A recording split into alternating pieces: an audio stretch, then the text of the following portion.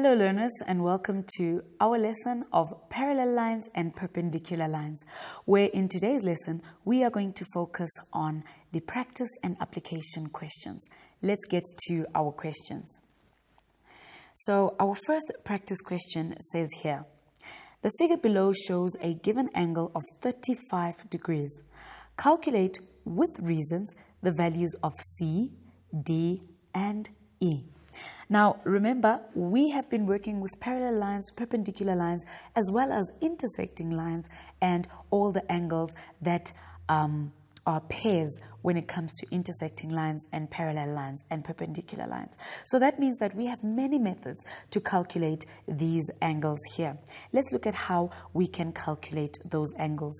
So as we can see, this diagram shows us two parallel lines, which is the line ST and the line CD. They are parallel to each other. This means that with the corresponding angles, those angles would be equal. These are angles that occupy the same relative position. And this means also that the alternate angles, they are also equal. Remember, we have interior alternate angles. They are the ones that are either inside of the parallel lines on opposite sides of the transversal, or the exterior alternate angles. They are outside of the parallel lines, but also on opposite sides of the transversal. Then, of course, we have those co-interior angles, which are on the same side of the transversal, but inside or in between the two parallel lines.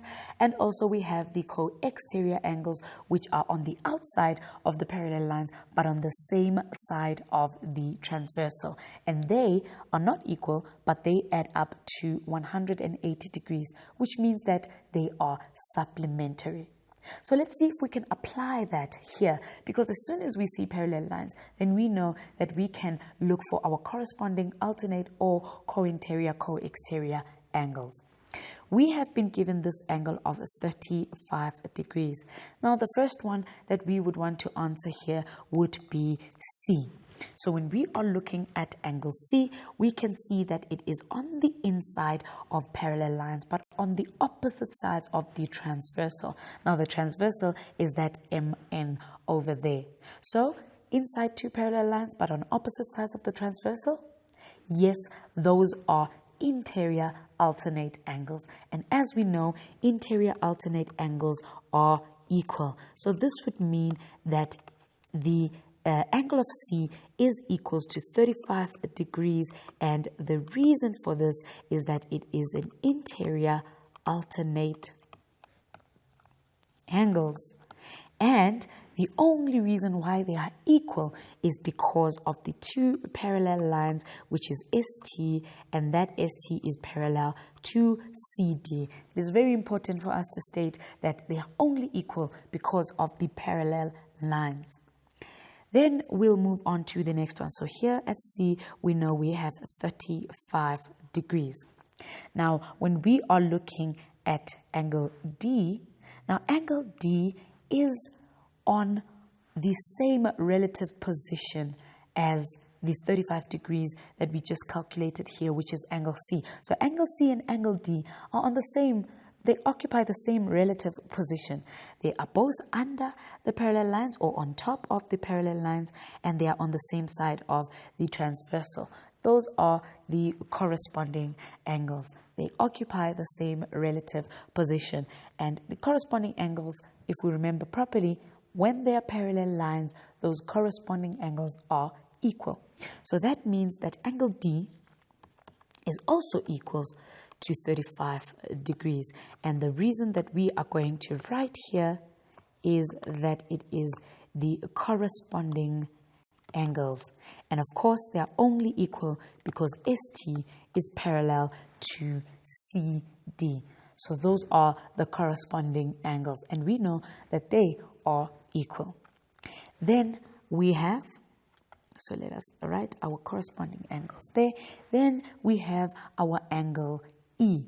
And when we're looking at our angle E, we can see that it is in between the parallel lines with the given 35 degrees, and it is on the same side of a transversal. Now, what does that make you think of? If you are thinking of co-interior angles, then you are absolutely correct. This would mean that our angle E, when added to 35 degrees, it will give us an angle of 180 degrees. Why? Because co-interior angles are supplementary. So that means that we are going to write as a reason here that it is co-interior angles. And this is because ST is parallel to CD. So they are only supplementary because of the parallel lines. Now, how are we going to find the value of our E? We are going to use the additive inverse of 35 degrees. So this means that we are going to say E is equals to 180 degrees minus the 35 degrees. And that will give us an answer of 145 degrees. And that is how we have calculated our angle C, angle D, and angle E using those parallel lines and what we know of those parallel lines. Now, the next diagram here, we have been given the figure below shows that QP is perpendicular to ML.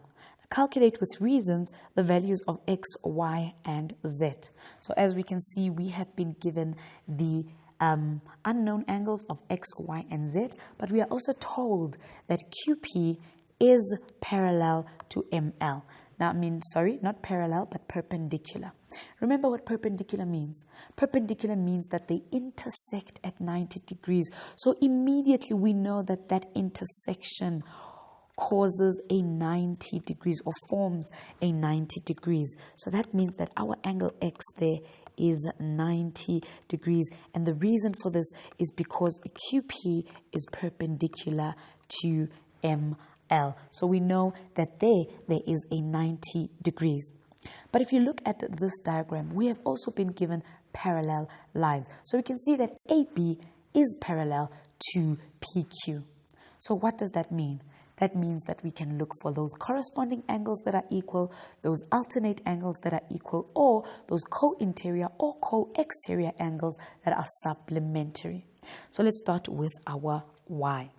Now, we already know that X is 90 degrees. Now, when we're looking at our Y, we can see that it is on the inside of a parallel line, as well as our X also being on the inside of a parallel line, and they are on one side of the transversal MN. So they are on the same side of the transversal.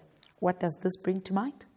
Yes, co-interior angles. That means that our X plus our Y is equals to 180 degrees, and the reason for this is because the co-interior angles, they are supplementary. So co-interior angles, they are supplementary, and only because our AB is parallel to our PQ. So since as well we know that our X is our 90 degrees, we're going to add Y to that, and that should give us 180 degrees. And how do we solve for our Y? We are going to use the additive inverse of our 90 degrees. That is going to give us Y is equals to 90 degrees, because we have said 180 degrees minus our 90 degrees. Now, the last one to calculate there will be our Z. And if we look at our Z there, our Z is in the same relative position as our X.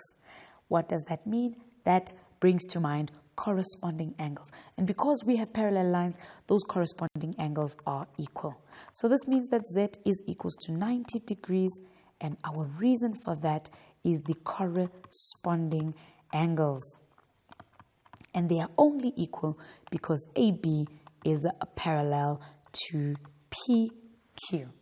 That is how we have calculated our unknown angles.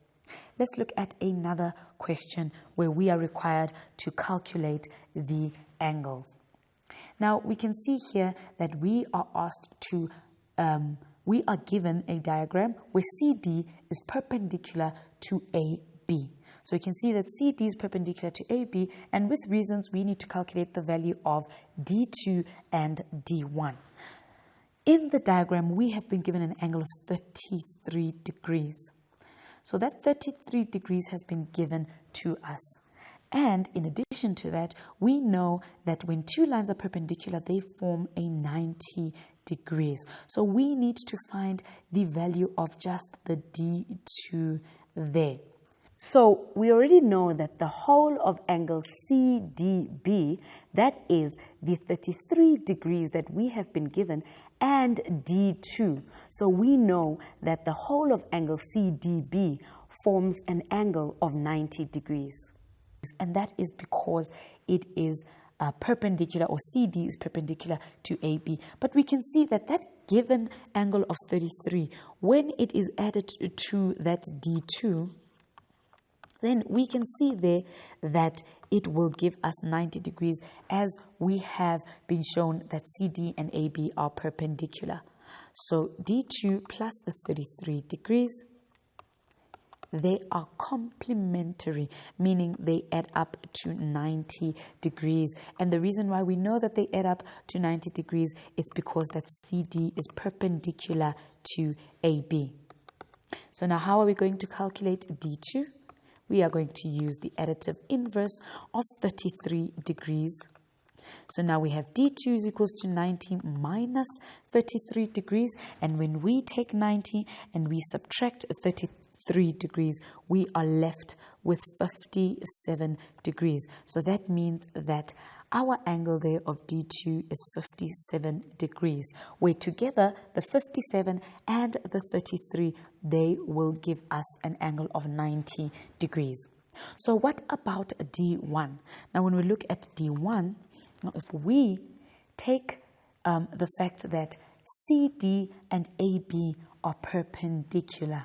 So what does that mean? That means that they intersect at 90 degrees. And since as well CD and AB intersect at 90 degrees, that means that D1 is also 90 degrees. And our reason for that is that CD is perpendicular to AB.